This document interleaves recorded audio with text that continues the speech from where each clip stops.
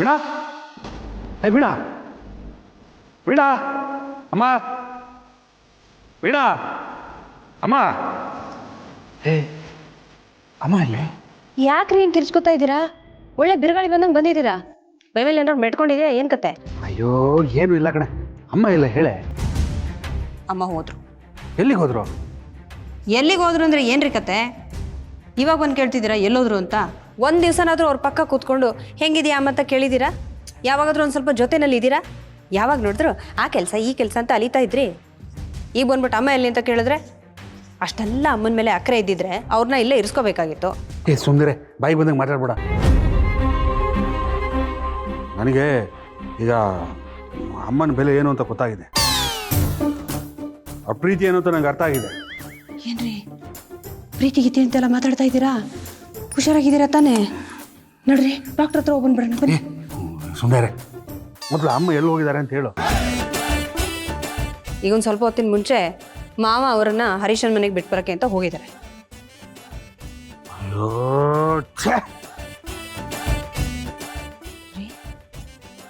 ಕೈಕಾಲು ಮುಖ ತೊಳ್ಕೊಂಡ್ ಬನ್ನಿ, ಊಟ ರೆಡಿ ಇದೆ.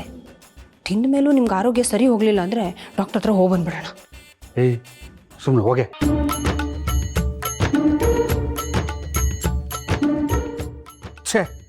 ಏನೇನೋ ಪ್ಲ್ಯಾನ್ ಮಾಡ್ಕೊಂಡು ಬಂದೆ, ಇಲ್ಲಿ ನೋಡಿದ್ರೆ ಅವನೇ ಹೊರಟೋಗ್ಬಿಟ್ಟಿದಾರಲ್ಲ.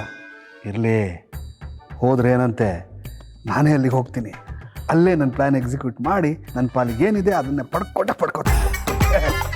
ಆಗ ಲೆಕ್ಕ ಸರಿ ಹೋಗುತ್ತೆ.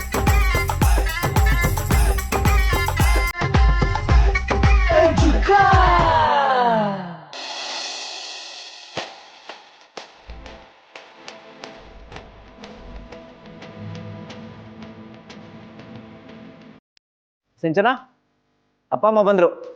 ಕೂತ್ಕೊಮ್ಮ.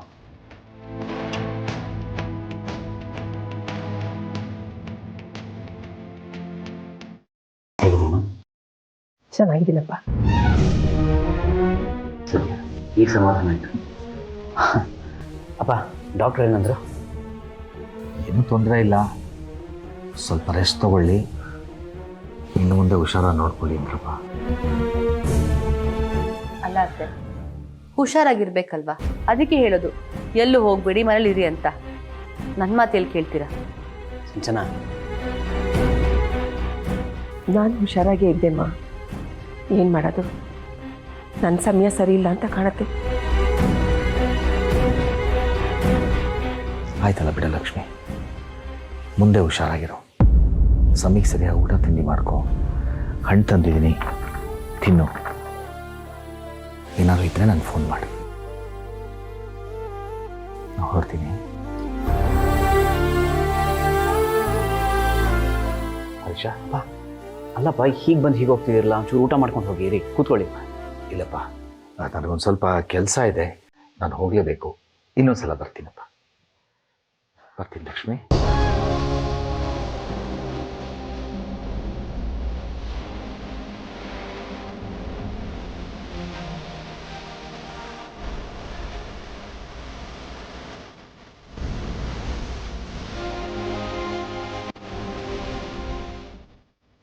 ನಿನ್ನ ಆರೋಗ್ಯ ನೋಡ್ಕೊ, ಫೋನ್ ಮಾಡ್ತಾರೆ.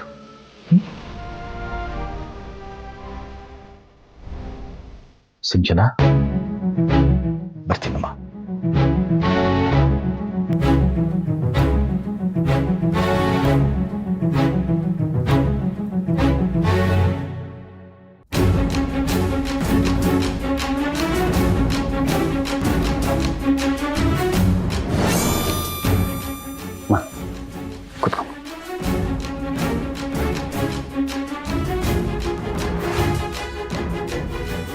ಏನಮ್ಮ ನೀನು ಯಾಕಮ್ಮ ಹೀಗೆ ಮಾಡ್ತೀಯಾ? ನಾನೇನಪ್ಪ ಮಾಡಿದೆ?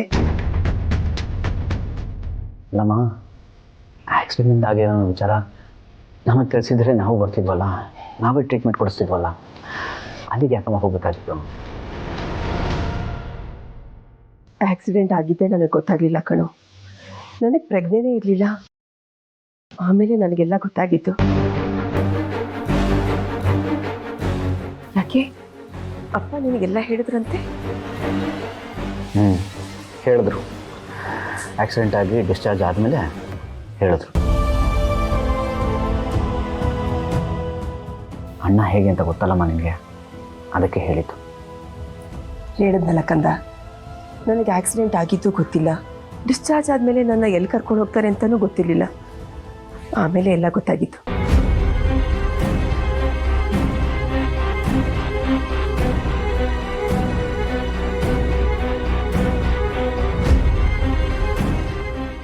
ಅಮ್ಮ, ಇನ್ಮೇಲೆ ಏನೇ ಇದ್ರು ಏನೇ ಆದರೂ ದಯವಿಟ್ಟು ನನಗೆ ತಿಳಿಸಮ್ಮ. ಆಗಲೇ ಹೇಳಿದಾಗೆ ಅಣ್ಣ ಬಾಯಿಗೆ ಬಂದಾಗೆಲ್ಲ ಮಾತಾಡ್ತಾನೆ. ಅತ್ತಿಗೆ ನನ್ನ ಬಗ್ಗೆ ಏನು ಹೇಳದೇ ಇದ್ರು ಸಿಂಚನನ ಬಗ್ಗೆ ಸಾಕಷ್ಟು ಮಾತಾಡ್ತಾರೆ.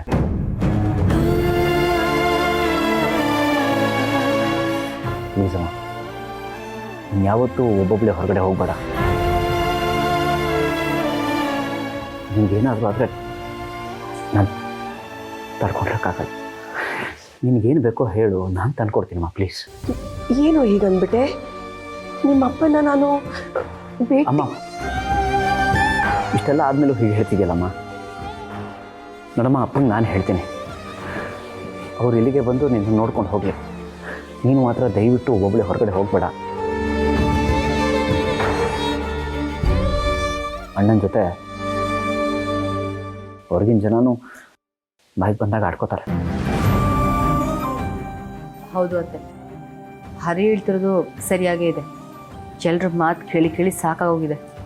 ದಯವಿಟ್ಟು ಇನ್ಮೇಲೆ ಎಲ್ಲೂ ಹೋಗದೆ ಮನೇಲೇ ಇರಿ, ನಮ್ಗೆ ದೊಡ್ಡ ಉಪಕಾರ ಆಗುತ್ತೆ.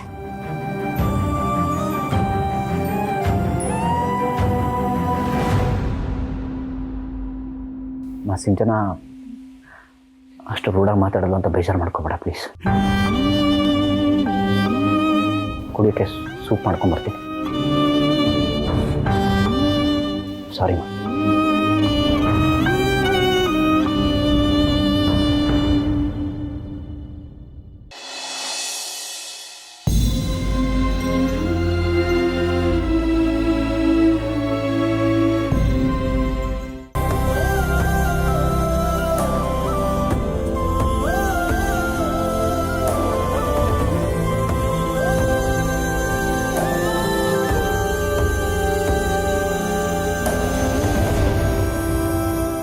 ಅಣ್ಣನ ನೋಡಿದ್ದಕ್ಕೆ ಎಷ್ಟು ಖುಷಿ ಆಯಿತು ಗೊತ್ತಾ.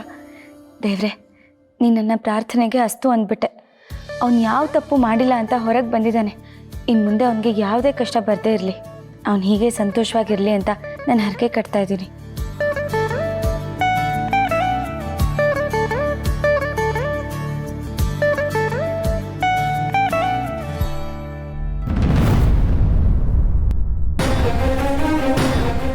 ಏನಾಯಿತು?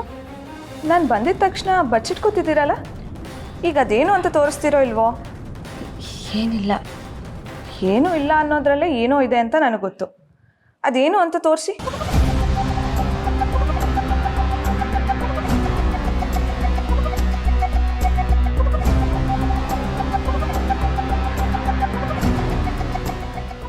ಇದು ದೇವರಿಗೆ ಅಂತ ಹರಕೆ ಕಟ್ತಾ ಇದ್ದೆ. ದೇವ್ರಿಗೆ ಹರಕೆ ಕಟ್ತಿದ್ದೀರಾ? ಅಲ್ಲ, ನಿಮಗೆ ಅಂತ ಹೇಳ್ಕೊಳ್ಳೋರು ಯಾರೂ ಇಲ್ಲ.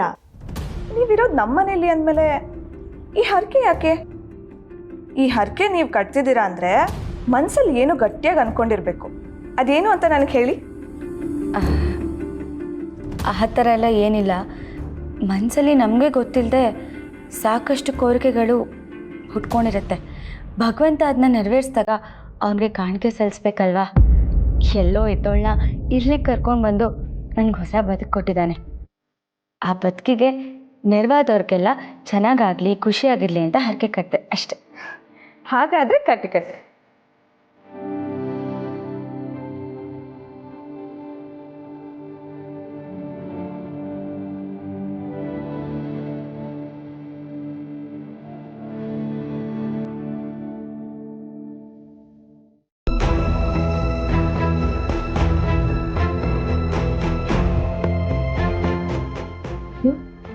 ಏನಾಯ್ತು ತನೋರೆ? ಇಷ್ಟೋ ತನಕ ಖುಷಿಯಾಗಿದ್ರಿ, ಈಗ ಸಡನ್ನಾಗಿ ಡಲ್ ಆಗಿಬಿಟ್ರಲ್ಲ. ನಾನು ಹರಕೆ ಕಟ್ಟಿದ್ದು ನಿಮ್ಗೆ ಇಷ್ಟ ಆಗಲಿಲ್ವಾ? ಅಯ್ಯೋ, ಹಾಗೇನಿಲ್ಲ. ಇತ್ತೀಚೆಗೆ ಅತ್ತೆ ಮಾವ ಯಾಕೋ ಡಲ್ಲಾಗಿದ್ದಾರೆ. ಅದೇನು ಅಂತ ಹೋಗಿ ಕೇಳೋಣ ಅಂತ ಯೋಚನೆ ಮಾಡ್ತಿದ್ದೆ ಅಷ್ಟೆ. ಬೇಡ ಬೇಡ, ಈಗೇನು ಕೇಳಕ್ಕೆ ಹೋಗಬೇಡಿ. ಒಂದು 2 ದಿನ ಅವ್ರನ್ನ ಹಾಗೆ ಬಿಟ್ಬಿಡಿ. ಅವ್ರು ಸರಿ ಹೋಗ್ತಾರೆ, ಆಮೇಲೆ ಹೋಗಿ ಮಾತಾಡ್ಸೋರಂತೆ. ಆದರೂ ಅವ್ರು ಹೀಗಿರೋದನ್ನ ನೋಡ್ತಿದ್ರೆ ಎಂಗೇಜ್ಮೆಂಟ್ ನಡೆಯುತ್ತೋ ಇಲ್ವೋ ಅನ್ನೋ ಅನುಮಾನ ಬರ್ತಿದೆ. ಅವ್ರ ಮನಸ್ಸು ಬದಲಾಗೋ ಅಷ್ಟರಲ್ಲಿ ಎಂಗೇಜ್ಮೆಂಟ್ ನಡೆದ್ಬಿಟ್ರೆ ಖುಷಿ ಆಗುತ್ತೆ. ಓಹೋ, ಮೇಡಮ್ ಅವ್ರಿಗೆ ಎಂಗೇಜ್ಮೆಂಟ್ ಬಗ್ಗೆ ಯೋಚನೆನಾ? ಏನು ಯೋಚನೆ ಮಾಡಬೇಡಿ, ಖಂಡಿತ ನಿಮ್ಮ ಎಂಗೇಜ್ಮೆಂಟ್ ನಡೆಯುತ್ತೆ. ಆದರೂ ಈ ಎಂಗೇಜ್ಮೆಂಟ್ ಎಲ್ಲ ಯಾರು ಕಂಡಿಡಿದ್ರೋ, ಡೈರೆಕ್ಟ್ ಮದುವೆನೇ ಮಾಡಿಬಿಟ್ಟಿದ್ರೆ ಚೆನ್ನಾಗಿರ್ತಿತ್ತಲ್ವಾ? ಹೌದಲ್ವಾ? ಹಾಗಾದ್ರೆ ಒಂದು ಕೆಲಸ ಮಾಡೋಣ, ನಿಮಗೆ ಫಸ್ಟ್ ಮದುವೆ ಮಾಡಬೇಡ, ಆಮೇಲೆ ಎಂಗೇಜ್ಮೆಂಟ್ ಮಾಡಿದ್ರಾಯ್ತು. ನಿಮ್ದು ಯಾವಾಗಲೂ ತಮಾಷೆನೆ. ನೀವು ಈ ಥರ ಖುಷಿಯಾಗಿರೋದನ್ನ ನೋಡೋಕ್ಕೆ ಚಂದ, ಅದಕ್ಕೆ ಯಾವಾಗಲೂ ನಿಮ್ಮನ್ನ ರೇಗಿಸೋದು ನಾನು. ನೀವು ಅಷ್ಟೇ, ಇವತ್ತು ತುಂಬ ಖುಷಿಯಾಗಿ ಕಾಣ್ತಿದ್ದೀರಾ. ಯಾವಾಗಲೂ ಹೀಗೆ ಇರಿ.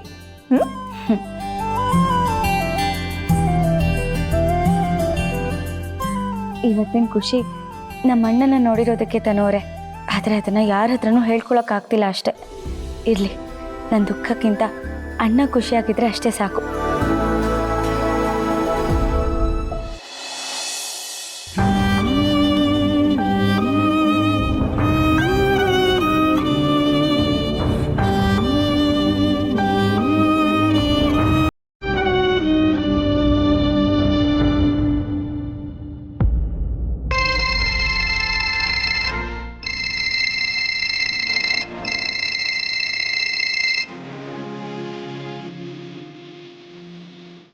ಏನ್ರಿ ಇಷ್ಟೊತ್ತಲ್ಲಿ ಫೋನ್ ಮಾಡಿದ್ದೀರಾ?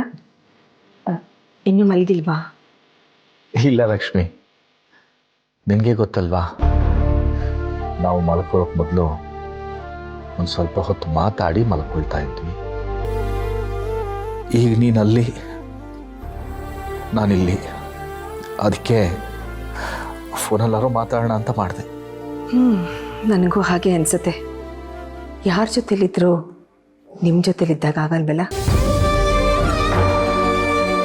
ಇನ್ನು ಎಷ್ಟು ದಿವಸ ರೀ ಹೀಗೆ? ಗೊತ್ತಿಲ್ಲ ಲಕ್ಷ್ಮಿ, ಆದರೆ ಸರಿ ಹೋಗುತ್ತೆ ಲಕ್ಷ್ಮಿ, ಸರಿ ಮಾಡ್ಕೊಳ್ಳೋಣ, ಆ ಭರವಸೆನಲ್ಲೇ ಇರೋಣ. ನಾನೇನೋ ಸ್ವಲ್ಪ ಖುಷಿಯಾಗಿ ಮಾತಾಡೋಣ ಅಂತ ಮಾಡಿದೆ, ಮತ್ತೆ ಅದೇ ಮಾತು. ಲಕ್ಷ್ಮಿ, ನಾಳೆ ಸಿಗೋಣವಾ? ನೀನು ನೋಡಬೇಕು ಅಂತ ಅನ್ನಿಸ್ತಾ ಇದೆ ಲಕ್ಷ್ಮಿ, ಬರ್ತೀಯಾ? ನಾನು ನಿಮ್ಗೆ ಹೇಳಿದ್ನಲ್ಲ, ದಿನ ಸಿಗೋದು ಬೇಡ ಅಂತ. ನಾವಿಬ್ಬರು ಭೇಟಿಯಾಗೋದು ಇಲ್ಲಿ ಯಾರಿಗೂ ಇಷ್ಟ ಇಲ್ಲ. ಅದು ಅಲ್ಲದೆ ನಾನು ಹೊರಗೆ ಬರಬೇಕು ಅಂದರೆ ಸಿಂಚನಂದು ಹರೀಶಂದು ಪರ್ಮಿಷನ್ ತಗೋಬೇಕು.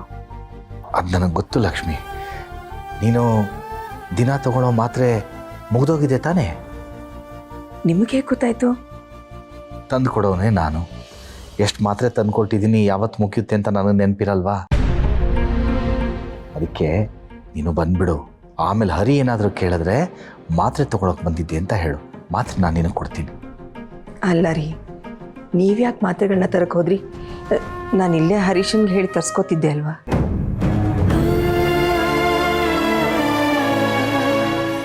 ಲಕ್ಷ್ಮಿ, ನಾವಿಬ್ಬರು ಜೊತೆಯಲ್ಲಿದ್ದರೆ ನಮ್ಮನ್ನು ನೋಡ್ಕೊಳ್ಳೋಕ್ಕೆ ಒಬ್ಬನಿಗೆ ಹೊರೆ ಆಗುತ್ತೆ ಅಂತ ತಾನೇ ಅವರಿಬ್ಬರು ನಮ್ಮನ್ನು ದೂರ ಮಾಡಿರೋದು. ಈಗ ದೂರ ಇದ್ರೂ ನಾವು ಯಾರಿಗೂ ಹೊರೆ ಆಗೋದು ಬೇಡ. ನೀನು ಎಲ್ಲೇ ಇದ್ರು ನಿನ್ನ ಜವಾಬ್ದಾರಿ ನಂದು, ನಾನೇ ತಂದ್ಕೊಡ್ತೀನಿ. ನಾಳೆ ಬರ್ತೀಯ ಅಲ್ವಾ? ಬೆಳಗ್ಗೆ ಸಿಗೋಣ. ಸರಿ ರೀ.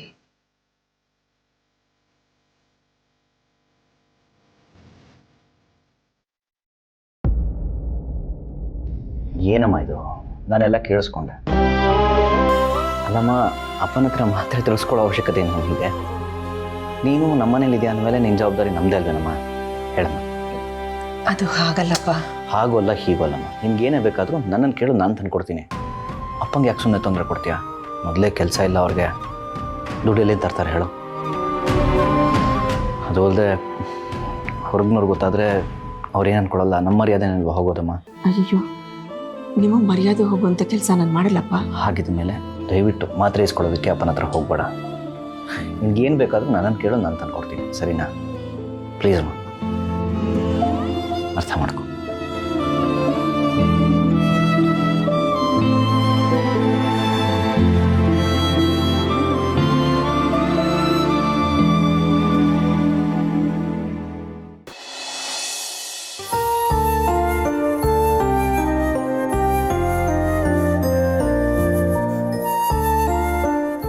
ಬಂಗಾರಿ, ಜೋರಾಗಿ ಮಾತಾಡ್ಬೇಡ, ಖುಷಿ ಮಲ್ಕಿದ್ದಾಳೆ. ಹಾಗಂತ ನಾನೇನು ಮಾತಾಡ್ದಿರಕ್ಕಾಗತ್ತಾ? ಹೀಗೆ ಆದ್ರೆ ಅವಳಿಗೆ ನನ್ನ ಮೇಲೆ ನಂಬಿಕೆ ಬರೋದು ಯಾವಾಗ? ಅದನ್ನ ಬೆಳೆಸ್ಕೋಬೇಕಾಗಿರೋದು ನೀನು. ನಿನ್ನ ನೋಡಿದ್ರೆ ಎಷ್ಟು ಹೆದರ್ಕೋತಾಳೆ ಅಂತ ಗೊತ್ತಿಲ್ವಾ ನಿನ್ಗೆ? ನೋಡು ರವಿ, ಇತ್ತೀಚೆಗೆ ಖುಷಿ ಭಾವನಾನ ಮರೆತು ನನ್ನ ಜೊತೆ ತುಂಬಾ ಚೆನ್ನಾಗಿದ್ದಾಳೆ. ಇವಾಗ ನೀನ್ ಬಂದು ಅದನ್ನ ಹಾಳು ಮಾಡ್ಬೇಡ, ಸುಮ್ಮನೆ ಮಲ್ಕೋ ಹೋಗು.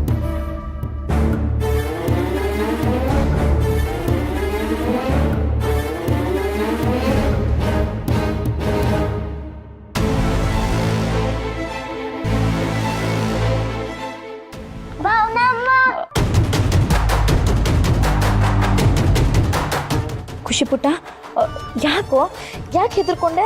ಏಯ್, ಭಾವನಮ್ಮ ಅಂತ ಯಾಕೆ ಕಿರಿಸಿದೆ? ಭಯ ಆಯ್ತು. ಭಯನಾ?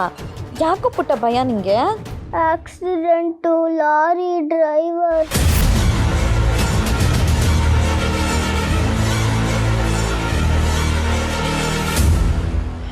ಪುಟ್ಟ, ಹಾಗೆಲ್ಲ ಏನೂ ಇಲ್ಲ. ನೋಡು, ಹೆದರ್ಕೋಬಾರ್ದು ನೀನು. ಮಲ್ಕೋ. ರವಿ, ಅದಕ್ಕೆ ಹೇಳಿದ್ದು, ಹೋಗು ನೀನು.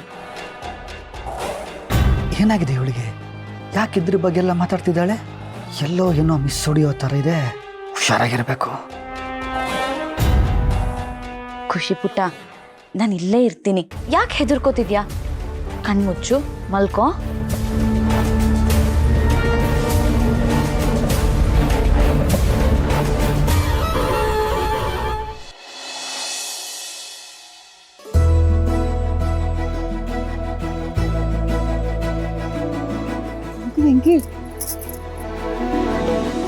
ನಾವು ನಿನ್ನೆ ಅವ್ರ ಮನೆಗೆ ಹೋಗಿದ್ವಲ್ಲ, ಅವ್ರು ನಿಜವಾಗ್ಲೂ ಎಷ್ಟು ಒಳ್ಳೆಯವರು ಅಲ್ವಾ? ನಾವು ಅವ್ರ ಮನೆಗೆ ಹೋದ ತಕ್ಷಣ ಪ್ರೀತಿಯಿಂದ ಮಾತಾಡ್ಸಿದ್ರು, ತಿನ್ನಕ್ಕೆ ತಿಂಡಿನೂ ಕೊಟ್ರು. ವೆಂಕಿ, ನಿಮಗೆ ಅವ್ರ ಮೊದಲಿಂದನೂ ಪರಿಚಯನಾ?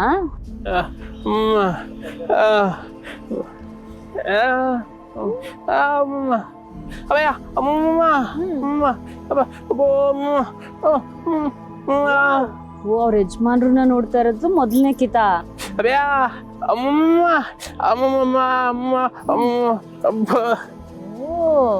ಅವ್ರ ಅತ್ತೆ ಫ್ರೆಂಡಾ? ಅತ್ತೆ ಫ್ರೆಂಡು ಅಂದ್ರೆ ಅವರು ಒಳ್ಳೆಯವರಾಗೇ ಇರ್ತಾರೆ. ಅತ್ತೆ ಹಂಗೆಲ್ಲ ಯಾರು ಬೇಕು ಅವ್ರದೆಲ್ಲ ಫ್ರೆಂಡ್ಶಿಪ್ ಮಾಡಕ್ಕಿಲ್ಲ. ಆದ್ರೂ ವೆಂಕಿ, ಅತ್ತೆ ಅವ್ರು ಕೊಟ್ಟಿದ್ದ ದುಡ್ಡನ್ನ ಅವ್ರಿಗೆ ವಾಪಸ್ ಕಳಿಸ್ಬಿಟ್ರಲ್ವಾ? ಯಾಕೆ ವಾಪಸ್ ಕಳ್ಸಿದ್ರಿ ಅಂತ ನೀನ್ ಕೇಳಲಿಲ್ವೇ?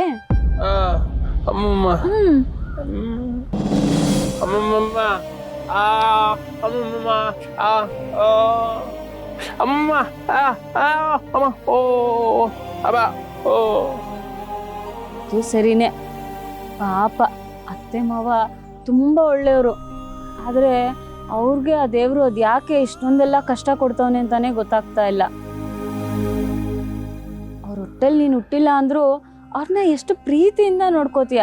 ಆದ್ರೆ ಅವ್ರು ಎತ್ತಿರೋ ಮಕ್ಕಳು ಮಾತಲ್ಲೇ ಅವ್ರಿಗೆ ಎಷ್ಟು ನೋವು ಕೊಡ್ತಾರೆ.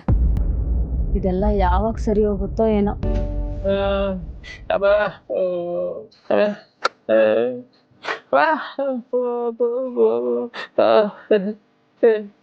ವೆಂಕಿ, ಅವರು ಅವನ್ ಆಪರೇಷನ್ಗೆ ದುಡ್ಡು ಕಟ್ಟಿದ್ರಲ್ವಾ, ಅದನ್ನ ವಾಪಸ್ ಕೊಡೋದ್ರ ಬಗ್ಗೆ ನೀನ್ ಏನು ಮಾತಾಡಿಲ್ಲ, ಮರ್ತೋಯ್ತಾ?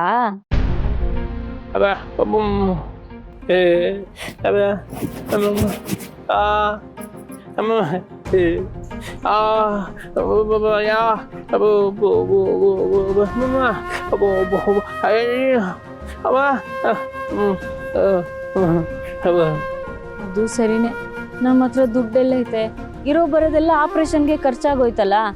ನೀನ್ ಹೇಳ್ದಂಗೆ ದುಡ್ಬಿಟ್ಟು ಅವ್ರಿಗೆ ವಾಪಸ್ ಕೊಡಮ್ಮ.